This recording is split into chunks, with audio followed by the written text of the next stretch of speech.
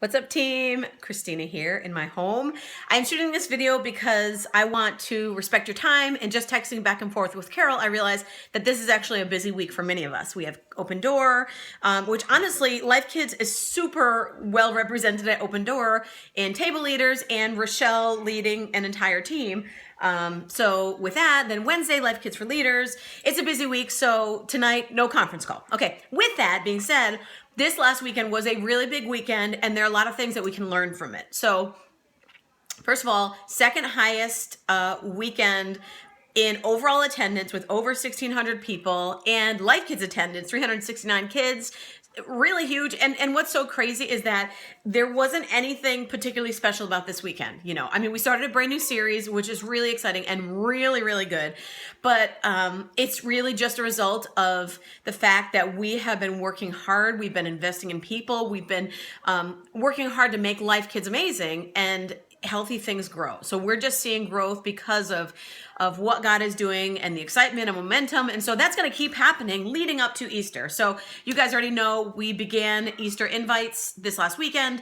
One of the things I need to lock down is who is coaching this Saturday night. So I want to get your names as well. And then this weekend we'll continue to talk about Easter, but we'll also start to talk about Vision Night. Okay.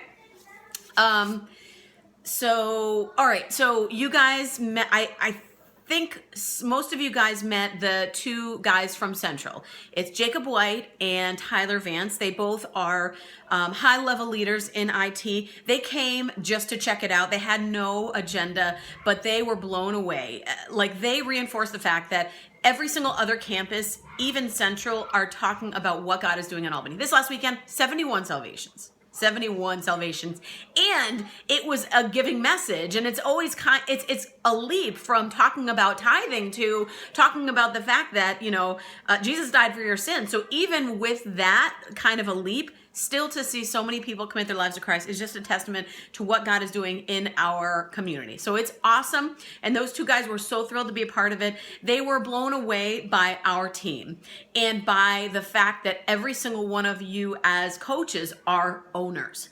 Darn it, they're coming. They're coming. Owners to the extent that, of course, I don't even have to be involved with Life Kids. Not that that's good necessarily, but you guys, I have delegated authority, not just delegated tasks, delegated authority. And so you guys are running with it. It was so cool. I think it was Jacob said that he saw one of you guys kind of walking around and doing everything, and come to find out, Don, it was you, and you had said, yeah, this is my first day on the job. And he was like, wow, that's pretty awesome. And so it's so exciting for you know, those of you who have been coaching for a while now to you're brand new, still outsiders are looking and seeing how amazing you guys are and how strong you're leading. And Ryan today just kind of talked to the team about how as pastors, we have delegated authority to the extent that it allows us margin. We have chosen the right leaders to lead strong, so that this last weekend, I walked in and I had a conversation with a young lady whose dad died this last week. And I have been talking with her, pastoring her. And basically first thing in the morning, I went and spent unscheduled time with her. And then shortly after that, it was another conversation about a domestic violence situation. And I was able to spend a really long time with both of those women because you guys are leading Life Kids so strong. So keep doing what you're doing. I am so thankful for who God has brought us, but that you're continuing to grow in your leadership. One thing though, really practical thing that I thought was really great feedback from Jacob. So Jacob White is not only he's in IT, but on the weekend he's a Life Kids coach. And one of the things he did notice, and he gave us some feedback, and I thought it was really well done, was that we have so many coaches. You know, we have 4 at the first 2, and then 3 normally at the third experience.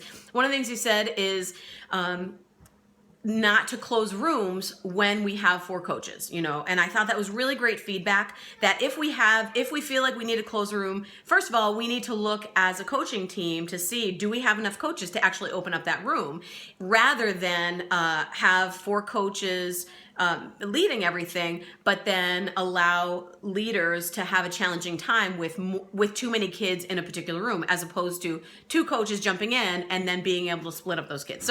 So just food for thought. Don't close a room if you have enough leaders, including yourselves, to be able to open it, because then honestly, the pain of having to go in a room will fuel you to ensure that you have enough staff for every single experience, and that you're continuing as a team to recruit. So I thought that was great feedback, and just a way that we can continue to make Life Kids excellent. I'm trying to think if there was something else. I think that was it. Sorry, this is a very long video, but it means there's no call tonight. Okay, if you guys have any feedback, any thoughts about this weekend, really great weekend. Oh, that was the other thing I want to talk about. Many of you may have been privy to the mom who was potentially impaired, was either was drunk, or maybe it was on drugs. I don't even know.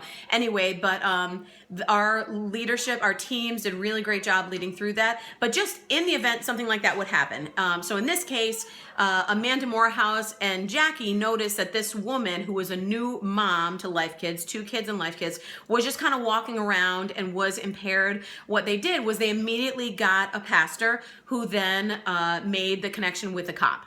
And then they really took it from there. And so that's exactly what we need to do. Remember, we have a volunteer security team that we can always involve, but grabbing a pastor is really beneficial. What we learned in this particular case is that we could have done a better job actually pastoring that woman, as opposed to just leaving her to the police officer. There's a part for the police officer to play, but the reality is we want to address her spiritual needs first, before we then run her through the gauntlet that she ended up going through, and it was very difficult. I don't actually know how that ended. I don't know whether she was able to go home on her own or they took her away, but I know that it was an opportunity for us to love on her. And so from a pastoral perspective, we didn't do a great job. From a volunteer team perspective, awesome job. I will follow up with her this week, just to try to patch things up and love on her and that sort of thing. Okay, this is a really long call. So if there's any questions, any feedback, any comments, let me know. Thank you guys so much. You're awesome.